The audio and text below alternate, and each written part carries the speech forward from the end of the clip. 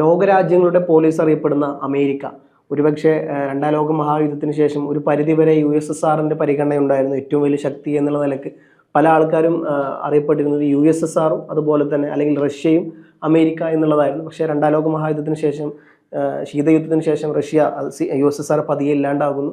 അതിൻ്റെ പവർ പതിയെ ചോർന്നു പോകുന്ന ഒരു അവസരമുണ്ട്. പിന്നീട് ലോക പോലീസ് എന്നറിയപ്പെടുന്ന രാജ്യമായിരുന്നു അമേരിക്ക എക്കാലത്തും. ഇപ്പോഴും തന്നെ പല എന്താ പറയുക നമുക്ക് പല WHO ഉണ്ട്, പല സംഘടനകളുണ്ടെങ്കിൽ എല്ലാവർക്കും നല്ലൊരു ശതമാനം ഫണ്ട് കൊടുക്കുന്നത് പോലും അമേരിക്കയാണ്. അപ്പോൾ ലോകത്തിൻ്റെ മൊത്തം പവറും ലോകത്തെ എല്ലാ രാജ്യങ്ങളുടെയും തൻ്റെ ഉള്ളൻ കയ്യിൽ കൊണ്ടു നടക്കുന്ന ഒരേ രാജ്യം ഏതെന്ന് ചോദിച്ചാൽ അർത്ഥശങ്കകൾക്ക് ഇടയില്ലാണ്ട് പറയാൻ പറ്റുന്ന ഒരേ ഒരു ഉത്തരം അത് യുണൈറ്റഡ് സ്റ്റേറ്റ് ഓഫ് അമേരിക്ക എന്നുള്ളതാണ്. അതെ, ഇപ്പോഴും അത് അങ്ങനെ തന്നെയാണ് കാര്യങ്ങൾ. പക്ഷേ അതേ അമേരിക്ക ഇന്ന് വളരെയധികം ഭയപ്പെട്ട് നിൽക്കുന്നു എന്നുള്ളതാണ് സത്യാവസ്ഥ. കാരണം പറഞ്ഞു വരുന്നത് മറ്റൊന്നുമല്ല, ഇന്നലെ തുർക്കിയിലെ നാറ്റോയുടെ ഉച്ചകോടിയുമായി ബന്ധപ്പെട്ട് അങ്ങോട്ട് പോയിരുന്ന ട്രംപ് തിരിച്ചു വരുന്ന വഴിക്ക് പെട്ടെന്ന് അദ്ദേഹത്തിൻ്റെ വിമാനം മാറ്റി മറ്റൊരു വിമാനത്തിൽ കയറി വരുന്നു എന്നുള്ള വാർത്തയാണ് പുറത്തു വന്നത്. അതിന് പ്രധാനപ്പെട്ട ഒരു കാരണം ഇറാൻ്റെ ഭാഗത്ത് നിന്നൊരു അറ്റാക്ക് ഉണ്ട് എന്നുള്ള ഇൻ്റലിജൻസ് വിവരം അവർക്ക് ഏറ്റവും അവസാന നിമിഷം വെച്ച് കൈമാറി എന്നുള്ളതും അതിൻ്റെ അടിസ്ഥാനത്തിൽ പെട്ടെന്ന് അദ്ദേഹത്തെ ഫ്ലൈറ്റ് മാറ്റി. പക്ഷേ അതേസമയം തന്നെ മാധ്യമപ്രവർത്തകരും അദ്ദേഹത്തിൻ്റെ സുരക്ഷാ ഉദ്യോഗസ്ഥരും പല ആൾക്കാരും ആ വിമാനം തന്നെ ഉണ്ടായിരുന്നു. അതുകൊണ്ട് അദ്ദേഹത്തിന് ജീവൻ മാത്രം രക്ഷപ്പെടുത്തി. ഇനിയൊരു അറ്റാക്ക് ഉണ്ടായാൽ തന്നെ അതിലുള്ളവർ മരിച്ചോട്ടെ എന്നുള്ള രീതിയിൽ. മാത്രമല്ല ഇതിൻ്റെ മറ്റൊരു പ്രത്യേകത, അദ്ദേഹം യാത്ര ചെയ്തിരുന്നത് ഖത്തർ കൊടുത്ത ലോകത്തിലെ തന്നെ ഏറ്റവും വലിയ അത്യാധുനികമായ എന്താ പറയുക അത്രയും പ്രീമിയം എയർഫോഴ്സ് 1. അപ്പം അത്രയും പ്രീമിയം ലുക്കുള്ള പ്രീമിയം ക്ലാസ് ആയ ഒരു എയറോപ്ലെയിനാണ്. ലോകത്തിലെ തന്നെ ഏറ്റവും വലിയ എയറോപ്ലെയിനാണത്. അത്രയധികം എന്താ പറയുക മറ്റ് സൗകര്യങ്ങളുള്ള ഒരു എയറോപ്ലെയിൻ ഇന്ന് ലോകത്തില്ല എന്നുള്ളതാണ് സത്യാവസ്ഥ. അപ്പോൾ ഖത്തർ ഇത് സമ്മാനമായിട്ടാണ് അദ്ദേഹത്തിന് കൊടുത്തത്. അദ്ദേഹം അതിന് സൈൻ ചെയ്യുന്ന ഫോട്ടോസൊക്കെ പിൽക്കാലത്ത് വന്നിരുന്നു. എന്നിരുന്നാൽ പോലും അതിനെതിരെ ആക്രമണം ഉണ്ടാവുമെന്ന് അറിഞ്ഞപ്പോൾ ഏറ്റവും അവസാനം അദ്ദേഹം മറ്റൊരു മിലിറ്ററി എയറോപ്ലെയിനിൽ കയറി അവിടെ നിന്നും പഴയ എയർഫോഴ്സിൽ കയറി രക്ഷപ്പെടുന്ന ഒന്നാണ് നമ്മൾ കണ്ടത്. അപ്പം ഇറാനെ ഒന്നുമല്ലാത്ത ഇറാനെ, അണുവായുധമില്ലാത്ത ഇറാനെ ലോകത്ത് നോക്കുകയാണെന്നുണ്ടെങ്കിൽ ഇത്ര വലിയ ശക്തിയൊന്നുമല്ല. പശ്ചിമേഷ്യയിലെ 4-മത്തെയോ 5-മത്തെയോ വലിയ കക്ഷിയായിരിക്കും. പക്ഷെ അമേരിക്കയെ എടുത്ത് നോക്കുമ്പോൾ ഒന്നുമല്ലാത്ത ഒരു ഇറാൻ്റെ ഒരു സൈന്യത്തെ അല്ലെങ്കിൽ IRGCയെ അല്ലെങ്കിൽ അവരുടെ ഹമാസിനെ അമേരിക്ക ഇന്നും ഭയപ്പെടുന്നു എന്നുള്ളതാണ്. പക്ഷെ ട്രംപ് വിളിച്ച് പറയുമ്പോൾ ട്രംപ് പോലും പറഞ്ഞത്, എന്നോട് ഉദ്യോഗസ്ഥർ പറഞ്ഞു ഞാൻ ലാസ്റ്റ് വെച്ചങ്ങാണ്ട് മാറി, അത്രേ ഉള്ളൂ, അതിനപ്പുറത്തോട്ടൊന്നുമില്ല എന്ന് പറയുന്നു. ശരിക്ക് അമേരിക്ക ഇറാനെ ഇപ്പോഴും ഭയപ്പെടുന്നുണ്ടോ? സാറെങ്ങനെ ഇതിനെ കാണുന്നു? അമേരിക്ക ഇറാനെ മാത്രമല്ല എല്ലാവരെയും ഭയപ്പെടുന്നുണ്ട്. പക്ഷെ അമേരിക്ക അങ്ങനെ ഭയപ്പെടുന്ന സമയത്തെല്ലാം അല്ലെ ഭയപ്പെടേണ്ട സാഹചര്യങ്ങളുള്ളപ്പോൾ അതിനെ മറികടക്കുന്ന അമേരിക്കയുടെ ചില കുറുക്കൻ്റെ തന്ത്രങ്ങളുണ്ട്. ഇപ്പം അമേരിക്കൻ പ്രസിഡന്റ് ട്രംപിനെ വധിക്കാൻ ശ്രമിച്ചാൽ പറ്റുമോ ഇല്ലയോ ചോദിച്ചു കഴിഞ്ഞാൽ പറ്റായില്ലല്ലോ. കാരണം ഇതിന് മുമ്പ് പല നേതാക്കന്മാരുടെ അമേരിക്കയിൽ വെച്ച് പല നേതാക്കന്മാരും എബ്രഹാം ലിങ്കൺ ആണെങ്കിലും ഇങ്ങനെ ജോൺ എഫ് കെന്നഡി ആണെങ്കിലും മാർട്ടിൻ ലൂതർ കിങ് ആണെങ്കിലും പല നേതാക്കന്മാരും കൊല്ലപ്പെട്ടിട്ടുണ്ട്. അമേരിക്കയുടെ മണ്ണിൽ വെച്ചിട്ടുണ്ട്. പിന്നെ അമേരിക്ക ചെന്ന ടവർ 2 ഇടിച്ച് ഹെലികോപ്റ്റർ മൂട്ടിച്ചെടുത്ത ഹെലികോപ്റ്റർ കൊണ്ടുവന്ന അമേരിക്കൻ ടവർ അഭിമാന സ്തംഭങ്ങൾ ഇടിച്ച് തകർത്തതും. അപ്പം വേണമെങ്കിൽ അല്ലെങ്കിൽ ആരെങ്കിലുമൊക്കെ തുനിഞ്ഞിറങ്ങിയാൽ ആരെ വേണമെങ്കിലും കൊല്ലാവുന്ന, അത് ലോകത്തെ ആരെയും കൊല്ലാവുന്ന സ്ഥിതിയാണുള്ളത്. ഇവിടെ ഇപ്പോൾ ട്രംപിനെ വേറെ വിമാനം മാറി സൂത്രത്തിൽ പോകേണ്ടി വന്നു. അപ്പോൾ ഇതിൻ്റെ കൂടെ ഒരു രസമുള്ള കാര്യം ഞാനിപ്പം അടുത്ത ദിവസങ്ങളിൽ കണ്ടത്, സദ്ദാം ഹുസൈൻ്റെ മകൻ, ട്രംപല്ല അമേരിക്കയുടെ ഏറ്റവും വലിയ ശത്രുവായിരുന്നു സദ്ദാം ഹുസൈൻ്റെ മകൻ ഉദയ് ഹുസൈൻ മൂത്ത മകൻ. അപ്പോൾ ഈ മകന് ജീവഭീഷണി ഉള്ളപ്പം ഇയാളെപ്പോലെ തന്നെ ഒരാളെ കണ്ടുപിടിച്ച് അതുപോലെ തന്നെ ഹെയർ സ്റ്റൈലാക്കി അതുപോലെ തന്നെ പല കളർ, ശരീരത്തിൻ്റെ കളർ വരെ മാറ്റാൻ പറ്റുന്ന നടത്തം പോലും ഇയാളെ ലൈഫ് സ്റ്റൈൽ കംപ്ലീറ്റ് ഇങ്ങനെ കൂട്ട് ആക്കി ഒരാളെ കൊണ്ടുവന്നിരുന്നു. അപ്പോൾ അതേ മാതൃകയിൽ ഇവിടെ സംഭവിച്ചിരിക്കുന്നത് വേറൊരു ട്രംപ് ഉണ്ടായിരുന്നു എന്നാണ് പറഞ്ഞത്. ഒറിജിനലല്ല, ഡമ്മി ട്രംപ് ഉണ്ടായിരുന്നു. ആ ഡമ്മി ട്രംപിനെയാണ് ഈ വിമാനത്തെ കയറുന്നത് കാണിക്കുന്നത്. ഒറിജിനൽ ട്രംപ് സൂത്രത്തിൽ വേറെ വിമാനത്തെ കയറി പോകുന്നു. അത് നമുക്ക് അതിനെ കുറ്റപ്പെടുത്തുകയല്ലേ ഇതിന്. പക്ഷേ ഇവിടെ ഇതിന് ഈ അമേരിക്ക ആയതുകൊണ്ട് മാത്രം അവരുടെ കള്ളത്തര യാതൊരു ഇതുമില്ല. ഇപ്പോൾ ട്രംപിനിപ്പം 2 എതിരാളികളുണ്ട്. ഒന്ന് ഇറാൻ നിൽക്കുന്നു. ആ ഇറാൻ്റെ എതിർപ്പ് എന്തുമാത്രം ശക്തമായിട്ട് വരുമെന്ന് അറിയത്തില്ല. ഇറാൻ സൈലൻ്റ് ആയാലും ഹൂത്തികളെ, ഹിസ്ബുള്ള തുടങ്ങിയ ചെറിയ ചെറിയ ഗ്രൂപ്പുകളുണ്ട്. അവർക്ക് വെറുതെ പടക്കം പൊട്ടിച്ചുകൊണ്ട് നടന്നാൽ മതി. അതിലൊന്നൊരു അമേരിക്കൻ വിമാനത്തെ കൊണ്ടാൽ അവർ ആഹ്ലാദിക്കും, അത്രേ ഉള്ളൂ. പക്ഷെ മറിച്ച് ഈ അമേരിക്കൻ ജനതയ്ക്കുണ്ടാകുന്ന അമേരിക്കൻ പട്ടാളത്തിൻ്റെ നിർണായകമായ വിജയങ്ങൾ നേടാൻ പറ്റിയിട്ടില്ല എന്നുള്ള ധാരണ അമേരിക്കയിൽ ഒരു അസംതൃപ്തി ജനങ്ങളുടെ ഇടയിൽ വളർന്നു വരുന്നുണ്ട്. ഇപ്പോൾ തന്നെ ഇറാൻ യുദ്ധത്തിനെതിരെ അമേരിക്കയിൽ ഏകദേശം 65% ആൾക്കാർ ട്രംപിനെതിരായിട്ടുള്ള വികാരമാണ് രേഖപ്പെടുത്തുന്നുള്ള വാർത്തകളെല്ലാം വന്നിരുന്നു. അവരെടുത്ത് സർവേയിലൊക്കെ എന്തിനു വേണ്ടിയിട്ടാണ് യുദ്ധം, കാരണം ലോകത്തിൽ യുദ്ധം അവസാനിപ്പിക്കാനാണ് താൻ വരുന്നത് എന്നുള്ള ക്യാമ്പയിനിങ് ആണ് ട്രംപ് പറഞ്ഞ പോലെ ക്യാമ്പയിനിങ് മുമ്പോട്ട് വെച്ച് നടന്നത്. അതേ ട്രംപാണ് പിൽക്കാലത്ത് ഈ യുദ്ധത്തിന് തുടക്കമിട്ടത്. അപ്പോൾ അമേരിക്കൻ ജനതയെ തൻ്റെ പിന്നിൽ അണിനിരത്താനുള്ള മാർഗമായിട്ട് അമേരിക്കയുടെ കൂടെ ഉപദേശം എന്ത് സ്വീകരിക്കാം? താൻ തന്നെ അപകടത്തിലാണ്, തന്നെ കൊല്ലാൻ ഇറാൻ നോക്കി. അമേരിക്കൻ ജനതയുടെ ഏറ്റവും വലിയ അഡ്വാൻറ്റേജ് എന്ന് പറയുന്നത് അവർ നാഷണലിസത്തിൻ്റെ കാര്യത്തിൽ നമുക്ക് തോന്നുന്നു ഒന്നുമല്ലെന്ന്. ഇപ്പം ജർമ്മനി ഈ അമേരിക്കൻ ഫാക്ടറികളുടെ പ്രവർത്തന രീതി നേരത്തെ കണ്ടിരുന്നെങ്കിൽ ഇത്ര സമയത്താണ് കാണാൻ പറ്റിയത്, വേറെ ഫോട്ടോയും ചാരപ്രവർത്തനം വഴി കണ്ടിരുന്നെങ്കിൽ ഞാൻ അമേരിക്കയ്ക്ക് വെച്ച് പോയില്ലായിരുന്നു അവിടെ. കാരണം അവരുടെ ആ ആയുധ സെറ്റപ്പ്, അവരുടെ മെയിൻ നിലനിൽപ്പ് എന്ന് പറയുന്നത് രാജ്യത്തിൻ്റെ നിലനിൽപ്പ്, രാഷ്ട്രത്തിൻ്റെ നിലനിൽപ്പ്, സാമ്പത്തിക നിലനിൽപ്പ്, ബാക്കിയുള്ളവർ തമ്മിൽ തല്ലിച്ചു ആയുധം അവരുടെ ഉണ്ടാക്കിയെടുക്കുന്ന ആയുധത്തിൻ്റെ ബലമാണ്. അപ്പോൾ ടാങ്കൊക്കെ പെട്ടെന്ന് പെട്ടെന്ന് മോഡിഫൈ ചെയ്ത് കൊണ്ടുവരാൻ പറ്റുന്ന അമേരിക്ക മാത്രമേ പറ്റുള്ളൂ. ഹിറ്റ്ലർ ഞെട്ടിപ്പോയെന്നാണ് പറഞ്ഞത്. അതിനോട് ഏറ്റുമുട്ടാൻ ആര് പോയത്? ഹിറ്റ്ലർ പോയത്. Under estimation of American power എന്ന് പറഞ്ഞ റീസൺ തന്നെയുണ്ട്. അപ്പോൾ ഇവിടെ ട്രംപിൻ്റെ എന്ത് ഉദ്ദേശിച്ചാണ് ട്രംപ് ചെയ്തിരിക്കുന്നത് പറയാൻ പറ്റില്ല.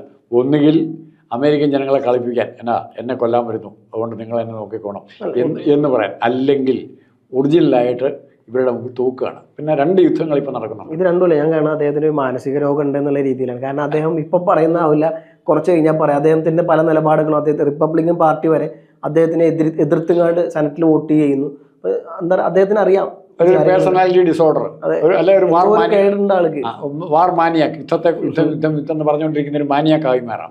പക്ഷേ ഇവിടെ ട്രംപിന് മനസ്സിലാക്കാൻ പറ്റാത്തൊരു കാര്യമുണ്ട്. അത് നമ്മൾ ആദ്യം പറഞ്ഞു. ഒന്ന്, ആര് വിചാരിച്ചാലും ആ ഭയം അയാളുടെ ഉള്ളിൽ ചിലപ്പോൾ കാണും.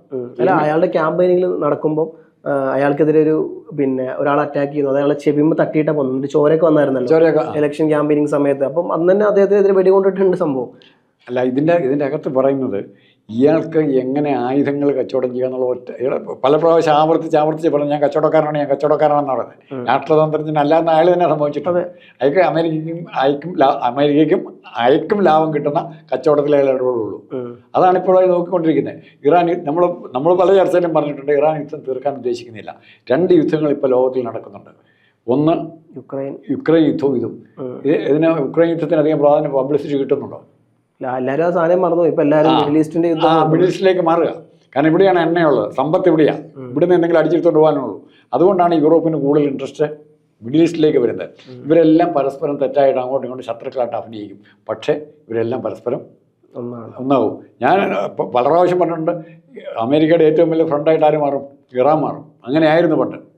ജപ്പാനും അമേരിക്കയും ഹിരോഷിമയിലും നാഗസാക്കിയിലൊക്കെ ബോംബിട്ട് ഒരു എന്താ പറയുക, ലോകത്തിലെ ഏറ്റവും വലിയ ജപ്പാൻ ശത്രു ആരാന്ന് ചോദിച്ചാൽ ഇത് യാതൊരുവിധ സംശയമില്ലാണ്ട് പറയാം. കുട്ടികൾ ഇവരെ പറയും. അതെ, ഇന്ന് അതേ ജപ്പാനും അമേരിക്കയും ഏറ്റവും വലിയ മിത്രങ്ങളാണ്. അതാണ്. അപ്പോൾ ആ രീതിയിൽ ട്രംപിൻ്റെ കാഴ്ചപ്പാട് ഒരു വശത്തൂടെ പോകുമ്പോൾ ഞാൻ കണക്ക് കൂട്ടുന്നത് ട്രംപിന് ഒളിച്ചോടി പോകേണ്ടി വന്നു എന്ന് പറയുന്ന നാണക്കേടുകൾ മൈൻഡ് ചെയ്യുന്നില്ല. ട്രംപ് അവിടുന്ന് രക്ഷപ്പെടുകയത്. അത് തന്നെ എല്ലാ ഭരണാധികാരികളും ചെയ്യുന്ന ഇവിടെ ആയിട്ട് മരിച്ചു കഴിഞ്ഞാൽ, അല്ലെ അസുഖമായിട്ട് ചത്തു കഴിഞ്ഞാൽ പോലും പുറത്ത് പറയുകയില്ല. റഷ്യയും പറയില്ല, ചൈനയും പറയില്ല, ഇപ്പം ഇറാനും പറയില്ല. ഇറാനിൽ എത്ര പേര് മരിച്ചു എന്നുള്ളവരും കൃത്യം കണക്കവർ പറയുന്നില്ലല്ലോ. എന്തുമാത്രം പരിക്ക് പറ്റിയെന്ന് പറയില്ല. പക്ഷേ ഇത് ജനങ്ങളിൽ നിന്ന് ഒളിപ്പിച്ചു വെച്ച് എത്ര നാൾ കൊണ്ടുനടക്കാൻ പറ്റും? ബട്ട് അമേരിക്ക തോറ്റിരിക്കുന്നു എന്നുള്ള സത്യം ഇന്നല്ലെങ്കിൽ നാളെ തോറ്റെങ്കിൽ, ഞാനത് എപ്പോഴും വിശ്വസിക്കുന്നില്ല. തോറ്റിട്ടുണ്ടെങ്കിൽ അത് നാളെ എത്ര അമേരിക്കൻ സൊസൈറ്റിയിൽ മറച്ചു വയ്ക്കാൻ പറ്റിയില്ല. അല്ല, ഞാൻ വിചാരിക്കുന്നത് അമേരിക്ക യുദ്ധത്തിലൊരു പരിധി വരെ തോറ്റു എന്നുള്ളത്. കാരണം അവർക്ക് അവരുടെ യുദ്ധത്തിൻ്റെ മിസൈലുകളുടെ ഇന്റർസെപ്റ്റിന്റെ ഏകദേശം 85% അവർക്ക് കഴിഞ്ഞു എന്നുള്ള സാധനമാണ് പുറത്തുവിടുന്നത്. അല്ല, അത് അവിടുത്തെ ട്രംപ് പറഞ്ഞത് അങ്ങനെയൊന്നും ഇവിടെ ഉണ്ടായിട്ടില്ല, ഇത് എന്താ പറയുക, പച്ചയായ നഗ്നമായ അസത്യമാണെന്ന് അദ്ദേഹം പറയുന്നത്. പക്ഷേ US-നെ സംബന്ധിച്ച് അവിടുത്തെ ഏറ്റവും വലിയ പ്രത്യേകത ഞാൻ കണ്ടില്ല, അതൊരു ഡെമോക്രാറ്റിക് രാജ്യമാണ്. ജനാധിപത്യം ഏറ്റവും, അതുകൊണ്ട് അവിടുത്തെ മാധ്യമപ്രവർത്തകർ കൃത്യമായ റിപ്പോർട്ട് ആരെയും പേടിക്കാണ്ട് അവർ പുറത്തുവിടും. അത് ട്രംപിനെതിരാണെങ്കിൽ അങ്ങനെ, നമ്മളവിടെ ആണെന്നുണ്ടെങ്കിൽ കുറച്ചും കൂടി മോദി എല്ലാ മാധ്യമങ്ങളും കയ്യിലാക്കി എന്നുള്ള സാധനം നമുക്ക് പറയാൻ പറ്റും. പക്ഷേ അമേരിക്കയിൽ സാധനം നടക്കില്ല എന്നുള്ള സത്യാവസ്ഥ. അമേരിക്കയിൽ മുഖ്യധാരാ പത്രങ്ങളെല്ലാം പറയുന്നത് അമേരിക്കയുടെ 85% ഇത്തരത്തിലുള്ള മിസൈലുകളെല്ലാം വാഷിംഗ്ടൺ DC പോസ്റ്റൊക്കെ. അപ്പോൾ ഇത്തരത്തിലുള്ള മാധ്യമം അവർ തന്നെ ഈ സാധനം പരസ്യമായി പുറത്തു വിടുന്നുണ്ട്. എന്നിട്ട് ട്രംപ് അവർക്കെതിരെ ക്ഷോഭിച്ചു വന്നു, നിങ്ങളോട് ആരെയും സാധനം പറഞ്ഞത്. അപ്പോൾ അവർ പറയുന്നത് നിങ്ങൾ ആർമിയിലുള്ള ഒരു വിഭാഗം ആൾക്കാരാണ് ഇക്കാര്യം ഞങ്ങൾക്ക് ചോർത്തി തന്നത് എന്നുള്ള സാധനമാണ്. അതിൻ്റെ ഭാഗമായിട്ടാണ് ഏറ്റവും അവസാനം അവരുടെ ഡിഫൻസിൻ്റെ ചീഫ് വന്നിട്ട് ഇത്രയും പെട്ടെന്ന് യുദ്ധം അവസാനിപ്പിക്കണം, ഇറാനിൽ നിന്ന് പിരിഞ്ഞു പോകണം നമുക്ക്, അല്ലാന്നുണ്ടെങ്കിൽ ഇത് നമുക്ക് തിരിച്ചടിയാകും എന്നുള്ള റിപ്പോർട്ട് അദ്ദേഹം കൊടുക്കുന്നു. കാരണം ഇറാനെ ഇത്തരത്തിൽ ആകാശത്തിലൂടെ വന്ന് അറ്റാക്ക് ചെയ്തുകൊണ്ട് ഇറാനെ പൂർണ്ണമായി ഇല്ലാണ്ടാക്കാൻ സാധിക്കില്ല. ഇപ്പോഴും അവരുടെ സൈന്യത്തിൻ്റെ 10% ഒന്നും ആയിട്ടില്ല എന്നുള്ളതാണ്. അത്രയും സൈന്യം അവർക്കുണ്ട്. പശ്ചിമേഷ്യയിൽ ഏറ്റവും കൂടുതൽ സൈന്യമുള്ള ഒരു രാജ്യം കൂടിയാണ് അവർ. അപ്പം സൈന്യമുണ്ട്, അവരുടെ സൈന്യമുണ്ടെന്നുള്ള പല യുദ്ധങ്ങളും ഫേസ് ചെയ്ത രാജ്യം. പിന്നെ ഒന്നാമത് അവരുടെ ടെറൈനാണ്. പിന്നെ അമേരിക്ക ചെയ്യാൻ പറ്റുന്നത് നേരിട്ട് അവിടെ ഇറങ്ങി കയറിയിട്ട് യുദ്ധം ചെയ്യാന്നുള്ളതാണ്. മാരകമായ അണുവായുധം പോലെ ആയുധങ്ങൾ ഉപയോഗിക്കുക. അത് ഇന്നത്തെ ലോക പരിസ്ഥിതിയിൽ ഒരു അണുവായുധത്തിന്റെ ഉപയോഗത്തെ കുറിച്ച് ആലോചിക്കാൻ പോലും പറ്റില്ല. അതെ, അത് തുടക്കം കുറിച്ച് കഴിഞ്ഞാൽ പിന്നെ എവിടെ നിൽക്കും. നമ്മൾ പറഞ്ഞ the most powerful weapon is the least usable. അതൊരു ചെല്ല അനുഭവം കെട്ടിപ്പിടിച്ച് നടക്കാം. പൊട്ടിച്ചാൽ നമ്മൾ രണ്ടുപേരും ചാവും. അതെ, ഇപ്പൊ ഞാൻ പൊട്ടിച്ചു കഴിഞ്ഞാൽ സാറും ചാവും, ഞാനും ചാവും. കാരണം അതോടെ അവസാനിക്കും ലോകത്തിന്റെ നിലനിൽപ്പ് തന്നെ. അതുകൊണ്ടാണ് അതുകൊണ്ട് ഈ സാധനം അങ്ങനെ എനിക്ക് പേടിപ്പിച്ച് നിർത്താം സാറിനെ. പിന്നെ അമേരിക്കൻ പ്രസിഡന്റിന്റെ പേര് ഞാൻ മറന്നുപോയി, അതുകൂടെ പറഞ്ഞിട്ട് കഥ കൂടെ പറഞ്ഞിട്ട് നിർത്താം. അമേരിക്കൻ പ്രസിഡന്റുമാർ ഈ യുദ്ധക്കൊറിയം കുതിയന്മാരെല്ലാവരും തന്നെ അത് അവർ ഏതെങ്കിലും ടാക്ടിക്കലായിട്ട് പുറകോട്ട് പോകുന്നുണ്ട്. ഇപ്പോൾ കന്നഡിയൊക്കെ അതിൻ്റെ ആശാന്മാരായിരുന്നു. അപ്പം അണുവായുധ പരീക്ഷണം, ബാലിസ്റ്റിക് മിസൈലൊക്കെ ഇവർ നടത്തിക്കൊണ്ടിരിക്കുന്ന സമയത്ത് കുറേ മുതിർന്ന ശാസ്ത്രജ്ഞന്മാർ, അന്നത്തെ പ്രസിഡന്റ് ഞാൻ മറന്നു, ഐസനോവറായിരുന്നു തോന്നുന്നു, ഐസനോവറെ മറ്റേ കണ്ട് പറഞ്ഞു, ഇത്രയും പോലെ ഇത് ലോകത്തെ 10 പ്രാവശ്യം നശിപ്പിക്കാനുള്ള ബോംബ് നമുക്കായി, ഇനി എന്തിനാണ് ബോംബ് ഉണ്ടാക്കാൻ പോകുന്നത്, കൂടുതൽ ഇനി എന്തിനും ആവശ്യമില്ല, ഇത് ഉപയോഗിക്കാൻ സ്ഥലമില്ല, പിന്നെ 1-2 പൊട്ടിച്ച് പിന്നെ അവിടെ കൊണ്ടേ പൊട്ടിക്കുന്നത്. ഉടനെ അങ്ങനെ ഇത് നമ്മളിതിൻ്റെ പകുതി ഉപയോഗിച്ചാൽ പോലും ലോകത്തെ മിച്ചം കാണാൻ 2-3 പേരെ മിച്ചം കാണുള്ളൂ, 2-3 പേരെ മിച്ചം കാണുള്ളൂ. ആ ഗുഹയിലൊക്കെ താമസിക്കുന്ന പലരും ഇതിനകത്ത് നിന്ന് രക്ഷപ്പെട്ടെങ്കിൽ മാത്രമേ ഉള്ളൂ. അവർ അമേരിക്കക്കാരായിരിക്കുമോ? ബാക്കി ലോകത്തെ ബാക്കി മുഴുവൻ പേരും മരിച്ചാലും 2 അമേരിക്കക്കാർ രക്ഷപ്പെട്ട യുദ്ധം മുമ്പോട്ട് കൊണ്ടുപോകാന്നാണ് പറയുന്നത്. ആ ഒരു മനസ്ഥിതി, മൈൻഡ് സെറ്റപ്പ് അമേരിക്കൻ പൊളിറ്റിക്സിലുണ്ട്, ജിയോ പൊളിറ്റിക്സിലുണ്ട്, അത് അവർ ഉപയോഗിക്കുന്നു. എന്തായാലും ഇതിൽ എന്താ പറയുക, ട്രംപ് ഒന്ന് ഭയപ്പെട്ടു എന്നുള്ളത് സത്യമാണ്. കാരണം ഏറ്റവും അവസാനം അവർക്കിത് മാറ്റേണ്ടി വന്നു എന്നുണ്ടെങ്കിൽ അമേരിക്കൻ പ്രസിഡന്റിൻ്റെ യാത്ര, ഇപ്പം ആദ്യം അവർ നാറ്റോ സമ്മിറ്റിന് തുർക്കിയിലോട്ടാണ് പ്രോഗ്രാം നടന്ന് തിരിച്ചു വരുന്ന വഴിയാണ് എയർഫോഴ്സ് 1-ലായിരുന്നു ട്രംപ് യാത്ര ചെയ്തിരുന്നത്. അത് ഒരു എയർക്രാഫ്റ്റിന് ട്രക്കിൻ്റെ മറവിൽ വെച്ചും കണ്ട് മാറ്റുന്നു. തുടർന്ന് അദ്ദേഹത്തെ യുദ്ധവിമാനമായ C-32A എന്ന് പറയുന്ന ഒരു യുദ്ധവിമാനത്തിലോട്ട് അദ്ദേഹത്തെ മാറ്റുന്നു. എന്നിട്ടാണ് അദ്ദേഹത്തെ US-ലോട്ട് എത്തിച്ചതെന്നുള്ള വാർത്ത പുറത്തു വരുമ്പോൾ സ്വാഭാവികമായിട്ടും ഇത് വലിയ തരത്തിൽ കോളിളക്കം സൃഷ്ടിക്കുന്ന അല്ലെങ്കിൽ ഭയപ്പാട് സൃഷ്ടിക്കുന്ന ഒന്ന് തന്നെയാണ്. കാരണം മുജ്തബ ഖമനയുടെ ഈ പറഞ്ഞ പോലെ ഇറാൻ്റെ പ്രസിഡന്റ് ആയത്തുള്ള അലി ഖമനയുടെ മരണവുമായി ബന്ധപ്പെട്ട ചടങ്ങിൽ അന്ന് അവിടെ പ്രസ്താവിച്ചൊരു കാര്യം, ട്രംപിനെ കൊല്ലാണ്ട് ഇനിയൊരു ഉറക്കമില്ല എന്നുള്ളതും ട്രംപിനെ കൊല്ലുന്നവർക്ക് തുകവില പ്രഖ്യാപിച്ച അവാർഡ്, വലിയ അവാർഡ് തുകയ്ക്ക് പ്രഖ്യാപിച്ച രാജ്യം കൂടിയാണ് ഇറാൻ. എനിക്ക് തോന്നുന്നു ട്രംപ് പെട്ടതാണ് ഇസ്രായേലിൻ്റെ ഒരു പദ്ധതിയിൽ. ഇസ്രായേൽ വിചാരിച്ചത് വെറും 2 ആഴ്ച കൊണ്ട്, അതുകൊണ്ട് ഇസ്രായേൽ പരസ്യമായി 2 ആഴ്ച കൊണ്ട് യുദ്ധം അവസാനിക്കും. അത് ഞാൻ ആ കൺസെപ്റ്റിൽ എന്നറിയോ, ഇവർക്ക് തുടർച്ചയായിട്ടുള്ള യുദ്ധം വേണം. ഒരു ദിവസം പോയി പടക്കം പൊട്ടിച്ചിരിപ്പോൾ അവർക്കൊന്നും ചിലവാകില്ല. അവർക്ക് ചിലവാക്കേണ്ട സാധനം ഉണ്ടെന്നേ.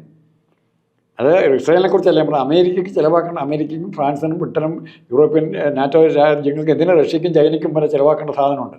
അത് ചിലവാക്കാനുള്ളൊരു ഇത് അടുത്ത യുദ്ധം തുടങ്ങണമെന്നാൽ ഇത് നിർത്താൻ പറ്റില്ല. അടുത്ത എവിടെയെങ്കിലും തുടങ്ങും. എവിടെയാണ് തുടങ്ങണം നമുക്കറിയാം, അല്ല പിണ്ടോ പാകിസ്ഥാനായിരിക്കും. എവിടെയെങ്കിലും തുടങ്ങിക്കഴിഞ്ഞാൽ അങ്ങനെ തുടങ്ങുന്ന വരെ ഇവർ വെയിറ്റ് ചെയ്യല. ഒന്നാലോചിക്കുക, ചെയിൻ പോലെയല്ലേ യുദ്ധം വന്നത്. ഇറാന്, ഇറാഖ്, അഫ്ഗാനിസ്ഥാൻ, ഇപ്പം ലാസ്റ്റ് വന്ന് നിൽക്കുന്ന ഇവിടെ.